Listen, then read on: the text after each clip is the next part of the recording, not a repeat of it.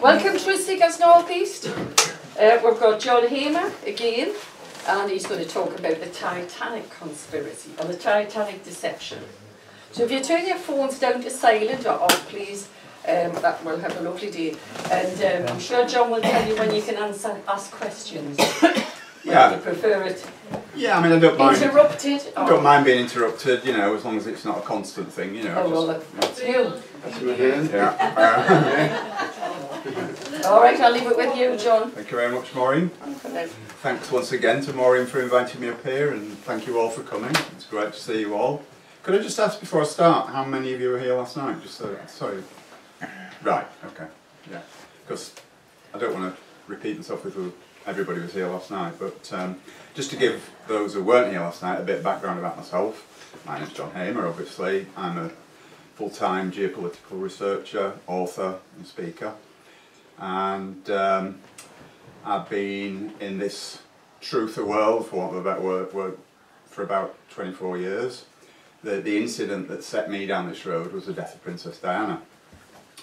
I had some friends who were in Paris that night when she died, and they'd been out for a meal in the evening, and they went back up to the room and they switched the TV on. It was quite late, early hours of the morning.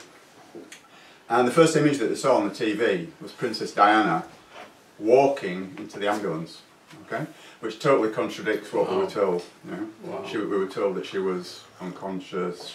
She never regained consciousness, or she barely regained consciousness, and she was carried into the ambulance, which was obviously a lie because she saw these pictures of her, and that kind of set me off thinking, well, if they're lying about that, what else are they lying about?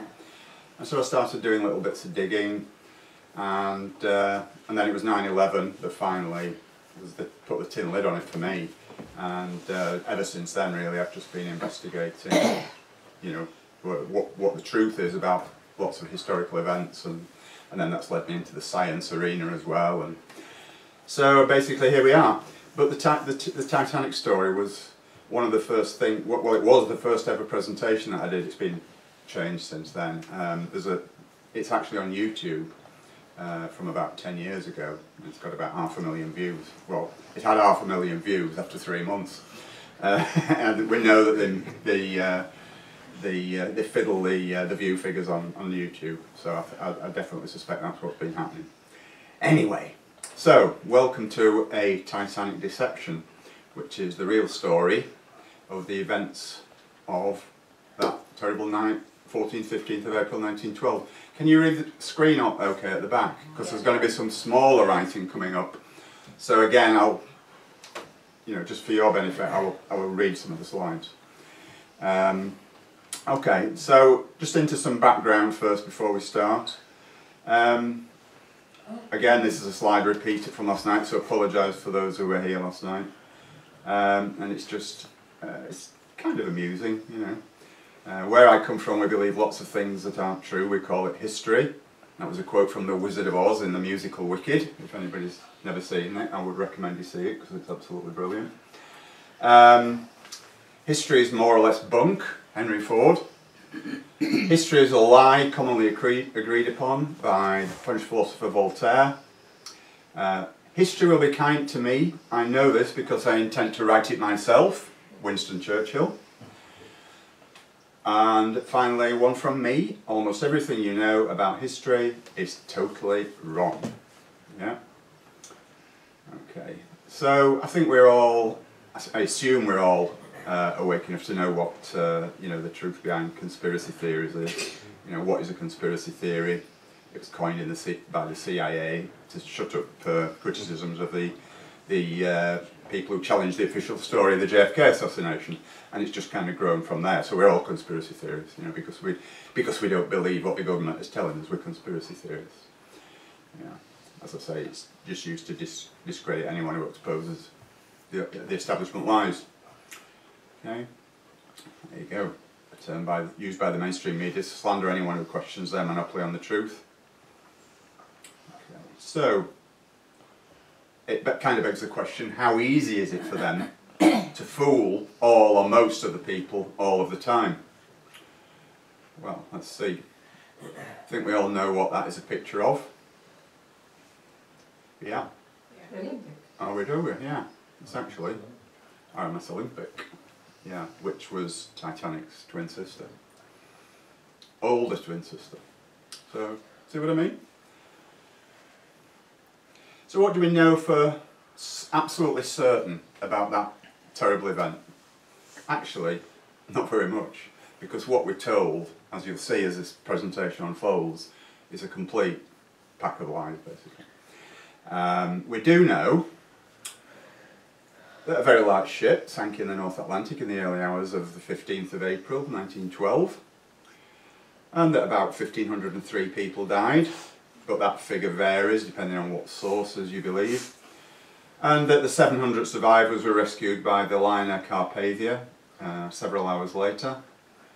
But almost everything else you think you know about the Titanic is sadly wrong. So let's begin. Okay, where did I get all this information from? Where did I do my research? Well, I spent about 3 years full-time researching this. So, you know, even though I set myself, I don't know what I'm talking about here. You know, I went all over the place. I went to New York, I went to Belfast. I spent a lot of time in Belfast talking to families of the descendants of the shipyard workers where they built the ship. I obviously used the transcripts from the inquiries, which are not available in full on the internet, for obvious reasons, which will become apparent. Well, whilst in Belfast, I looked at Holland and Wolff Public Records, where the ship was built, and you know, various other resources, different archives, libraries. For example, I went to the Bodleian Library in Oxford, where all the transcripts of the Marconi wireless communications are held. Again, there are some of them on the internet, but it's not a full set, if you like, but they're all in the Bodleian Library, and they are very, very revealing. Okay, and of course the ubiquitous internet. And what that really told me was that there were so many anomalies, unanswered questions, strange events with the official story, that you know, it just made me realise that, you know, the whole thing was a complete and total whitewash, or a hoax, if you like. The official story, which is a combination of White Star Line propaganda, conflicting eyewitness accounts, contemporary newspaper fiction, misleading conclusions of the two inquiries, and, surprise, surprise, that old chestnut again, British and US governmental cover-ups, you know, and a coordinated media cover-up. You know, stop me if you've heard this story somewhere before. You know, now, a very big influencer on what we believe is the true Titanic story was this particular book and feature film. The book was written in the early 50s, and it was made into a film in 1958, starring Kenneth More, if any of you have seen it, and it was called A Night to Remember. That was the book, and that's the film, and it was very heavily pushed, and that was very much the source for everybody, what everybody thinks they know about the Titanic. Now, interestingly enough, this book was written by a guy named Walter Lord. Now, oops, sorry. Yeah, by a guy named Walter Lord. Now, I will read this out for the benefit of those at the back. Who was Walter Lord? Well, interestingly enough, he was. This is the entry from Wikipedia, I believe. Walter Lord, born October 8th, 1917, died May 19th, 2002. He was at Yale Law School at the outbreak of World War II. He went to work for this is a significant bit, he went to work for the Office of Strategic Services, which was the forerunner to the Central Intelligence Agency, CIA, as a code clerk in Washington, and later as an intelligence analyst in London. In 1945 he returned to Yale to complete his degree, although he decided he did not want to practice law. Now, what immediately struck me was, what on earth would an intelligence analyst be doing writing a book about a shipping disaster 40 years previously? We shall see. So, let's have a look. Now, I think, does anyone know the approximate date the wreck was discovered and by whom? Do you remember it happening? And no? Well, we were told it was discovered in 1985 by a guy called Robert Ballard, who's a member of the US Oceanographic Institute. Now, Mr. Ballard, again, is a very suspect guy. He's also a US Navy intelligence officer, as well as doing his day job, which is working for the Oceanographic Institute. And yeah, so that is completely wrong. It was actually discovered in 1953, and there's documentary evidence for this, so it's not something that I'm just making up. It was reported in most of the press at the time, but of course, you know, if that doesn't suit the agenda, they brush that under the carpet, erase it, slip it down the memory hole or whatever. You know, so what happened was there was in 1953, and it was reported here that this was a cutting from a newspaper in 1953. There was a ship trying to recover the $1 billion worth of gold that was believed to be on the Titanic. Now, who's ever heard of that before? No, quite. So yeah, on the evening of August the 8th, 1953, the news broke that the Titanic wreck had been located and a British Royal Navy ship was trying to extract the $1 billion worth of gold from it. And this was the Sunday Chronicle, by the way, which is defunct now. Yeah, so what actually happened was the evidence points very strongly to the fact that they knew where the wreck was all along, and I believe that they actually know where the wreck was right from the time when it sunk.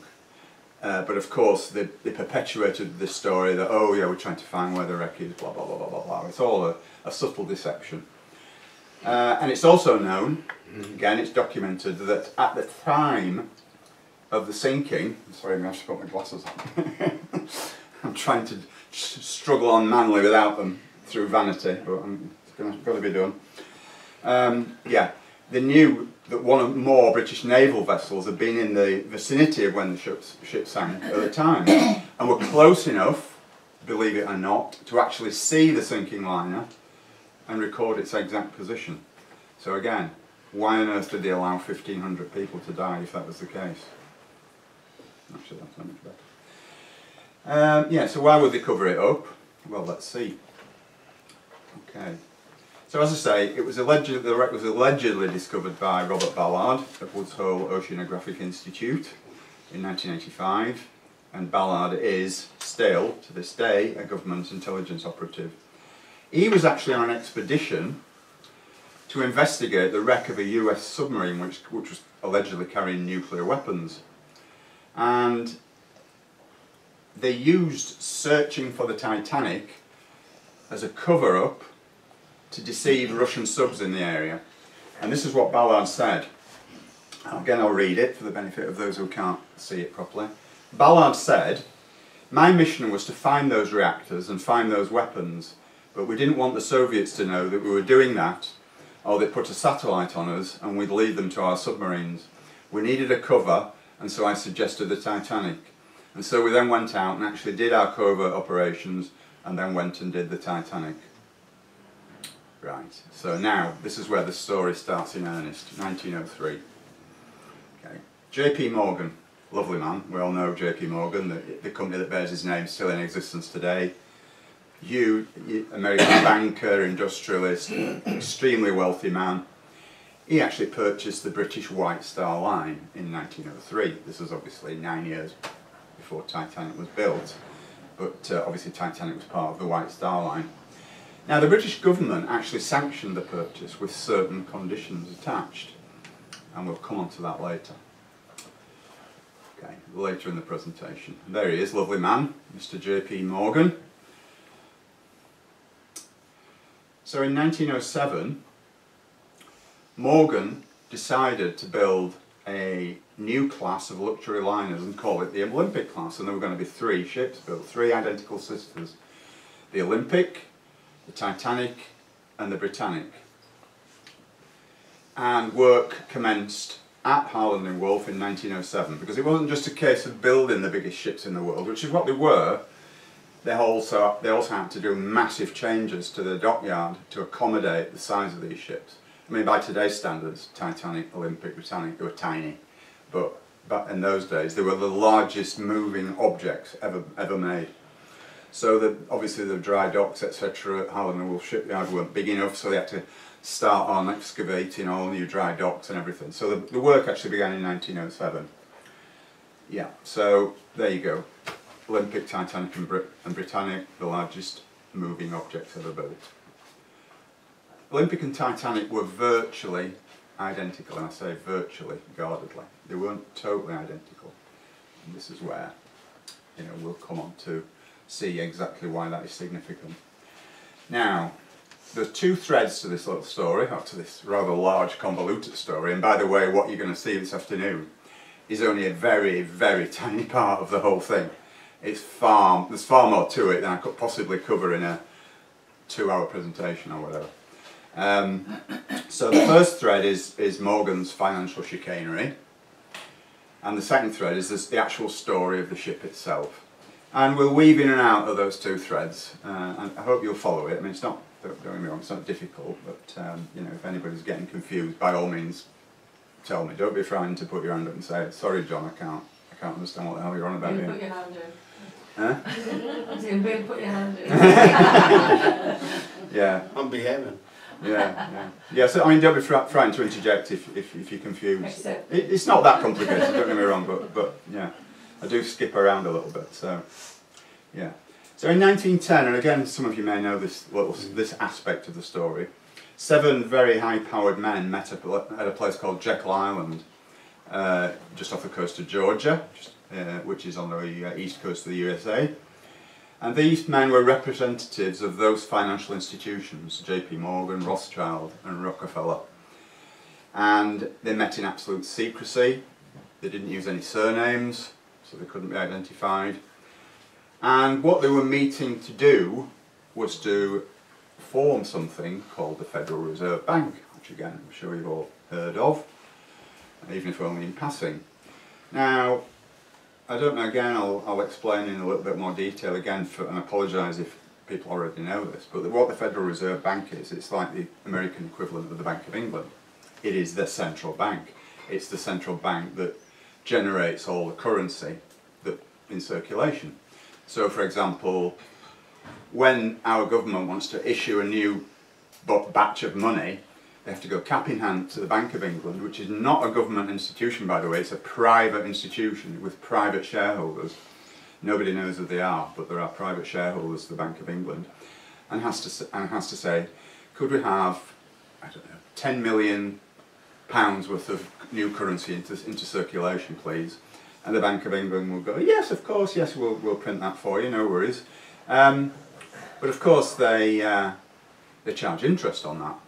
They charge us, the government, i.e. us, taxpayers, they charge us interest on it.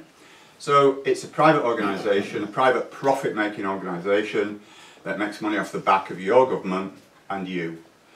And every single note in circulation comes with its interest added. So not only does the government have to pay back the Bank of England the amount that they printed, but it also has to pay back all the interest on that. And this is the reason for national debts, because every country in the world, bar 3, has a Rothschild central bank. And it's no secret that they are all owned by the Rothschild family. Now, what happens is, this is the reason for inflation, by the way. Not all this nonsense that they talk about trade deficits and, you know, boom and bust cycles and all that absolute total bollocks. It's because every single piece of currency that is issued comes with interest attached. And the only way it can be paid back is by printing more money. And this is why the national debt spirals. None of that stuff that the talking heads on TV tell us about, as I say, boom and busts and all that rubbish. So anyway, I've digressed, as I tend to do, I'm sorry. But yes, so the Americans wanted a slice of that, basically. So these people, these Morgan, Rothschild, Rockefellers, and all those good people, they wanted a slice of this, so they wanted a central bank in America. So they conspired together, it's not conspiracy theory, but they conspired together to form the Federal Reserve Bank, which would give them exactly the same as was happening in more or less everywhere else in the world. So, not surprisingly, there were people who were opposed to this, because, well, let's move on and I'll come into why. Yeah. Okay, well, we've already covered that. Why was it so important to the elite? Well, because World War I, and again this may come as a surprise to some people, but World War I had been planned for many years. Okay, it wasn't just an accident of politics. It wasn't just a random event that, you know, an unstoppable, as it's described by the mainstream, like the domino effect. You know, all these different circumstances happening, and it just ended up in World War I. World War I had been in planning since for at least by 1910, at least 20 years. World War I had been in planning, but the problem was they couldn't fund it. Because the Americans didn't have the ability to print their own, to print this this debt-laden currency, which, by the way, they create out of thin air. I mean, that's another story for another time. But money is actually created out of thin air. I don't know if you know that. Yeah. But suffice it to say that that is the case. So it was used to fund World War I. They were planning World War I because why were they planning World War I? Because war generates billions and billions for the elite. Okay, and there's also the side issues to it as well, you know, the satanic rituals of death by fire and all this sort of stuff. But again, that's a major digression, we won't go into that. So, yeah, so it was the beginning of the US national debt. At that point in time, before the Federal Reserve Bank was created, the US was national debt free, as every other country had been in the past. So, as I say, there were powerful interests opposing the formation of the Federal Reserve. One of them was a gentleman by the name of Charles Lindbergh Sr., who was the father of the famous flyer, the guy who flew the Spirit of St. Louis across the Atlantic. Yeah, so and he was a US congressman, and he was actually paid $2 million, which was a lot of money. Well, it's a lot of money today, but in 1910, $2 million was an unimaginable fortune. It was like, you're talking like 200 million pounds now, or something stupid. And he was paid 200 million pounds to drop his opposition, which eventually he did. It was a bit more complicated than that, but he did. Anyway, another of them was Benjamin Guggenheim, who was a mining and railroad engineer and an entrepreneur, one of the richest men in the world. John Jacob Astor, who was involved in the hotel and leisure industry. He owned the Waldorf Astoria Hotel in New York, along with many others. You know, and he was regarded as being the richest man in the world, even though it probably wasn't, because the Rothschilds. But they never appear on rich lists, of course. And the fourth man was Isidor Straus, who owned Macy's department store in New York, but he also had lots of other fingers in other pies. He was, again, a very, very wealthy man. Now, why would these people be opposed to the Federal Reserve, I hear you ask? Well, as I said, they were four of the richest men in the world. But the thing was that they knew that the Federal Reserve Plan would undermine their own personal fortunes. So they weren't doing this out of altruism. They weren't doing it for the people. They were doing it because, for selfish reasons, which is fair enough. They knew that it would undermine their own personal fortunes, because one of the inherent things about central banking systems and the way that money is created and the national debt that it creates is it creates extreme inflation. You know, that's the reason for all the inflation that we have. Now, when you've got a lot of money, inflation is a serious problem for you, because it reduces the value of that money. So this is the reason why they didn't want to, you know, for the Federal Reserve thing to go ahead. So they were making a concerted effort to fight it. And as it goes, Morgan actually was a major shareholder in the Federal Reserve, unsurprisingly, and he eventually acquired their business interests. Okay. Now, JP Morgan was also the largest shareholder in a company called IMM, which was the umbrella company that owned the White Star Line, but it was also owners of the Red Star line, of which the liner Californian belonged to. And I don't know if you all remember the role that the Californian played in the Titanic disaster, but never mind, don't worry about it, we're going to come on to that. But the Californian was deeply involved in the Titanic disaster. Okay, now, just a little quote here from a gentleman by the name of Henry Ford, who no doubt you've all heard of, the owner of the Ford Motor Car Company. And his quote says, and it just backs up what I was saying before, "It is well enough that people do not understand our banking and money system, for if they did, I believe there would be a revolution before tomorrow morning." And a gentleman by the name of J. Edgar Hoover said in 1946, "The individual is handicapped by coming face to face with a conspiracy so monstrous he cannot believe it exists." So, let's make a start on getting into the story, shall we? I know it's all background and it's boring in some respects, but it has to be done because it kind of sets the scene. So Atlantic crossing in the 19th century, there was lots of immigration into North America at that time from Europe, from poor people who were looking to, you know, seek the American dream, seek a better way of life. So lots of people were moving out there. And of course the shipping industry was well known for all kinds of scams going on. I mean, the ships were blatantly overloaded, dangerously overloaded, and of course there was no health and safety in those days. Some people might say that's a good thing, but yeah, and the scams like ships were overinsured. Any kind of insurance scam was pretty common. In fact, it was an industry noted for its fraudulent practices, which were many. Right, so RMS Olympic, which was the Titanic's older twin sister and the first off the production line, was launched in early 1911 and had its maiden voyage on the 14th of June 1911. And it was a ship that was totally beset by accidents almost from day one, RMS Olympic. I'll cover them, but there were several minor mishaps and a couple of not so minor mishaps, which I'm going to come on to covering. But on the first one, it almost sunk a tug in New York Harbour. It totally destroyed the tug. Fortunately, nobody was killed. But this was on its maiden voyage, the first time it arrived at New York.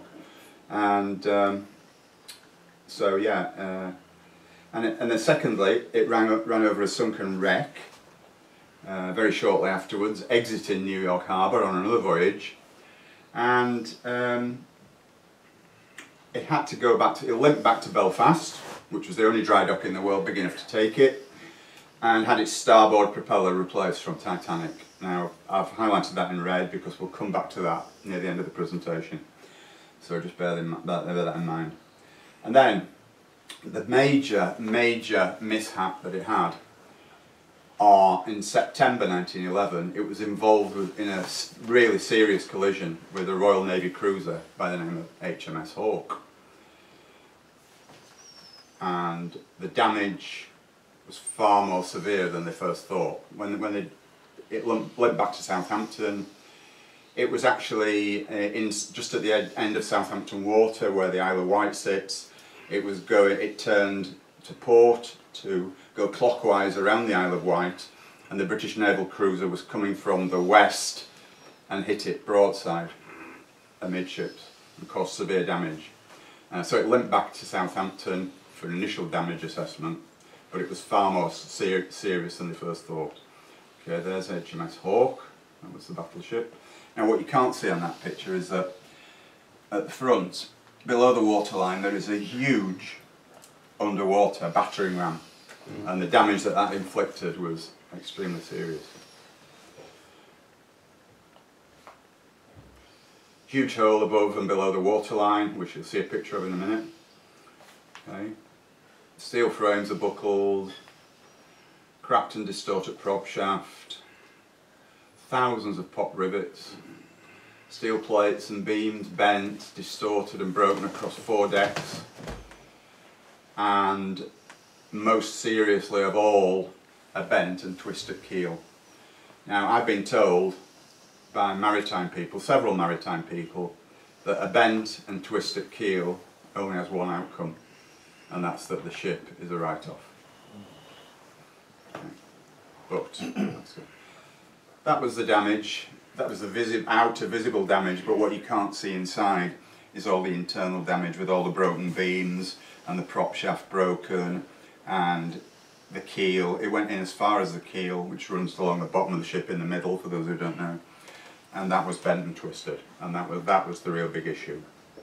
Okay, so do bear with me, I'll get in there on this. Can I just say, yeah. On a lot of those ships, there was like a bulbous end at the front of the ship. You mean the battleships? Well, yeah, and maybe some other ones for ramming purposes. Yeah, that's right, that's exactly what it was for. Yeah. It was a warship, and it was for ramming enemy vessels if they got close enough, yeah. And it was that hit Olympic amidships. Yeah. So, yeah. So as I said, the major problem was the bent and twisted keel, causing a dramatic list to port. Okay. And even the temporary patches in Southampton to get it back to Belfast took 2 weeks. Then back to the dry dock in Belfast for a proper full damage assessment, and this was October 1911. Titanic was launched in March 1912. This is in October 1911, so it's about 6 months to go before Titanic is to be launched. Right, now after that inquiry, after that collision, there always has to be a Royal Naval inquiry whenever there's any incident with a Royal Navy ship. Okay, so, and this is obviously conducted under their own auspices, so, you know. The crew of the Olympic were found culpable, when in actual fact, I mean that's what you'd expect anyway, isn't it? But in actual fact, it definitely was the crew of HMS Hawke that were at fault, because they actually said that the steering jammed, and they couldn't avoid the collision because the steering had jammed. So, but anyway, nevertheless, the Royal Navy inquiry found the crew of the Olympic culpable, which obviously meant that the White Star Line was culpable. And so White Star Line's insurance, which was Lloyd's of London, declined the claim. So Mr. J.P. Morgan, who'd invested all these tens and hundreds of millions into the White Star Line, into the new ships, he was up that creek without the paddle.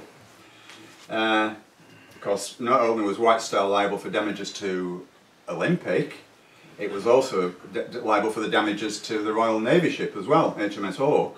And in addition to that, it also meant that Olympic was out of commission yet again, so it couldn't start to recoup Morgan's investment, and he was getting deeper and deeper into the mire.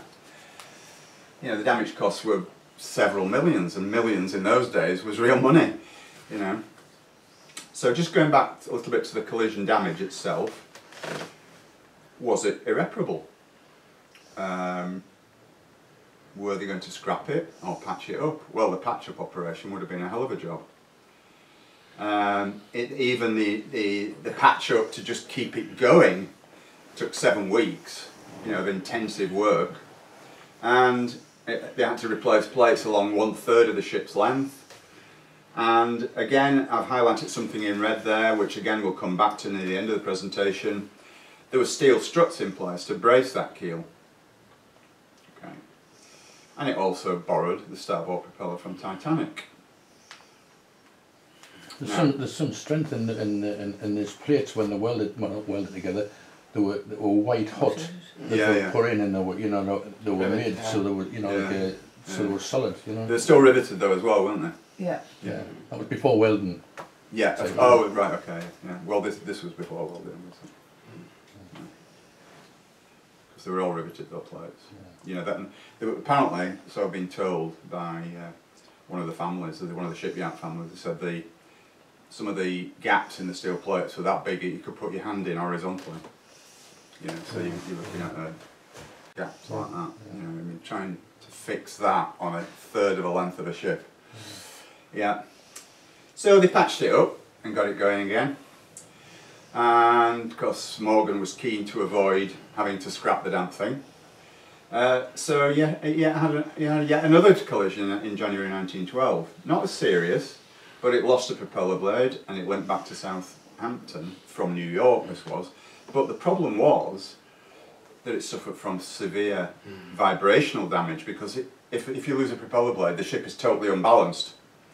And the vibration was, you know, the repairs that had been done to the ship were so fragile, if you like, that this severe vibrational damage caused enormous stress on the ship that was already badly damaged.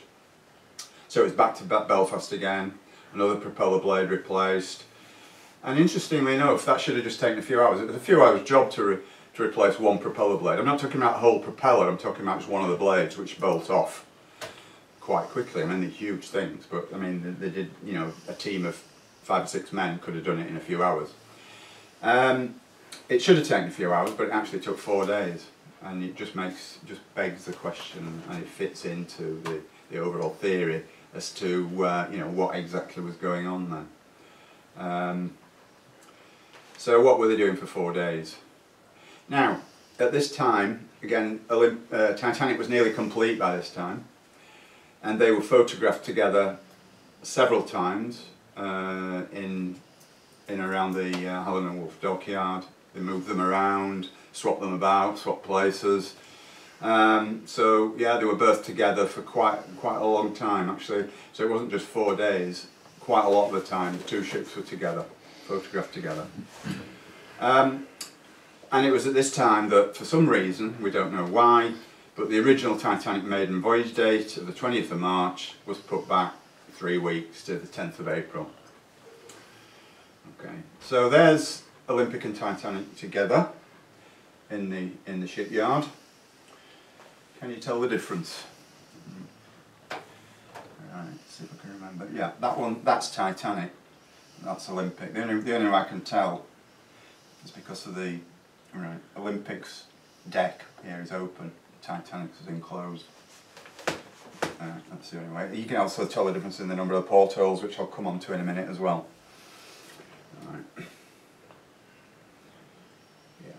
So, as I said, the forward part of A deck, the Olympic had apparently 16 portholes along the bow, leading right up to the front of the ship, which were unevenly spaced for some strange reason, and Titanic only had 14 portholes, which were evenly spaced. And the forward part of C deck, which is the bit I just pointed out, where it was enclosed on Titanic and open on Olympic. So let's have a look at some interesting pictures. Right, this is a public viewing day for RMS Olympic after she was launched and fitted out. And you can clearly see the open C deck here. You know, that's all open. It's covered, but it's open to the elements. And here we have 16 portholes. You don't have to count them, trust me, I've counted them several times. Definitely 16 portholes. Okay. Now, on Titanic's launch, this is Titanic being launched. Clearly she has 14 portholes there.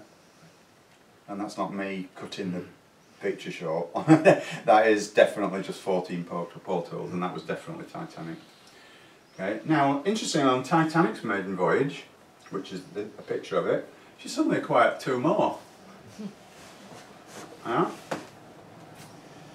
And again, when she was under construction, you can see that you can't see it on that from where you are, but I can see that it says RMS Titanic on the bow here, and also the 14 porthole configuration is as it was.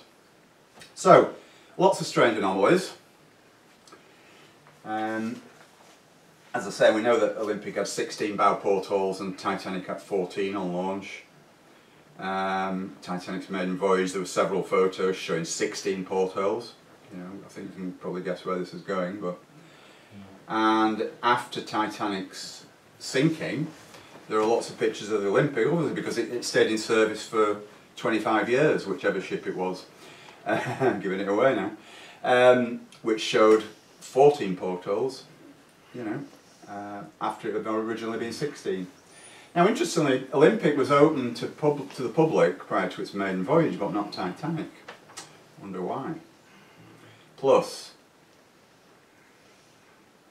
any ship, I think it's still the case now, before it's given a licence to operate as a passenger vessel, it has to have what are called sea trials, and it's a thorough. It's a bit like a kind of an MOT test, if you like, for a ship, and it has to go through all these different trials on the open sea, and they test everything. You know, the steering, the stopping distances, you know, the turning circles, and every safety feature. They used to check it in these sea trials.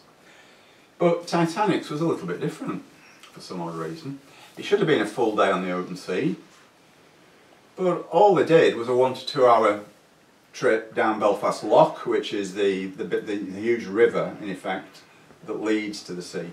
Sorry, it's like a big lake, Belfast Lough, which is attached to the River Lagan, which doesn't go anywhere near the open sea. So basically, they did a 2 hour trip on a lake for Titanic sea trials. There were no speed tests, no full lifeboat tests. Yeah, so Can we open the window, Maureen? Yeah. You want to go here, John? I snore quite loudly. Yeah, I'm trying to open the patio doors, the cats are getting. All right. You see, just the top one. Just there. Oh, thank you. Thank you. I won't. Oh, I'm kidding. You just didn't want me snoring on the recording, that's all. Can I get you? Shall I open that blind a little bit to that? It's on the hand, Maureen. Yeah. Hang on, I'm trying to get it. You want the window. If only I was thin. I'm in now. I'm too short. I'll just never get back out. It is warm, isn't it? Blimey. Is everybody else sweating? Yeah. Jesus. Ladies only glow. Sorry. Yeah. Apologies, ladies. Do you want me to take Yeah, if you pictures would. again? You could do. Yeah, just I'll of the take one room. from you. Go on, carry on, John. Carry on, John. Sorry for the interruption. Right. They're made for it. Right. Now, interestingly, the crew, when Titanic docked in Southampton, ready for its maiden voyage, in other words, it had made the trip down from Belfast to Southampton to set off for its maiden voyage. Go on, Maureen. Oh, shut up. Get your act together. I've never really heard that. Lost my thread now. Oh, come on. Yeah, interestingly, of the several hundred crew that took it down from, they were called the transit crew, by the way, that took it down from Belfast to Southampton, there was no passengers on board, it was just the crew that were delivering the ship to Southampton docks for its maiden voyage. Out of all those hundreds of people, only 2 firemen and stokers signed up for the voyage. Many said they'd never sail on it again, and this was even during a coal strike. Okay, so again, what's not common knowledge is, I apologise if you already know this, but what is common knowledge, not common knowledge, is that at the time of Titanic's maiden voyage, there'd been a coal strike ongoing for around 6 weeks in the UK. So there was no coal available at all, or very little, for any ship, and there were hundreds of ships littering all the dockyards all around the country. Nobody was working. None of the, because the crew of the liners were only paid for the amount of time they spent on the ship. If they weren't on a ship, they weren't getting paid. It wasn't like today when you just get a basic wage and that's it. They weren't getting paid at all, and there was no social security in those days. And yet they'd been out of work for 6 weeks, so they were all struggling.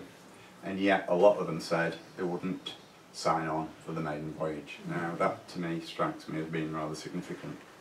And you know, the coal strike, there were passengers queuing up for passages to America, you know, to see friends, loved ones, to go on, you know, business trips or whatever. So there was lots of people wanting to go, but no ships were sailing because they were in the middle of a coal strike. So why would that be?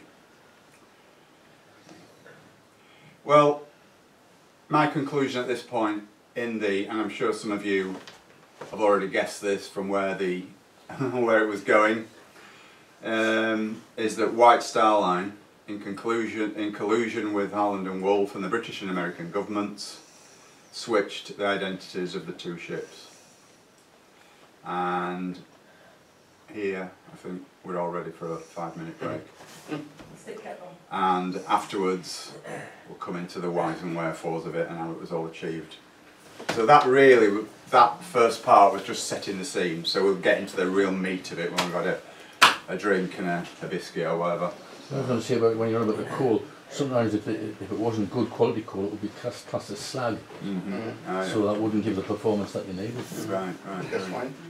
Time for a break. Yep. You've all been very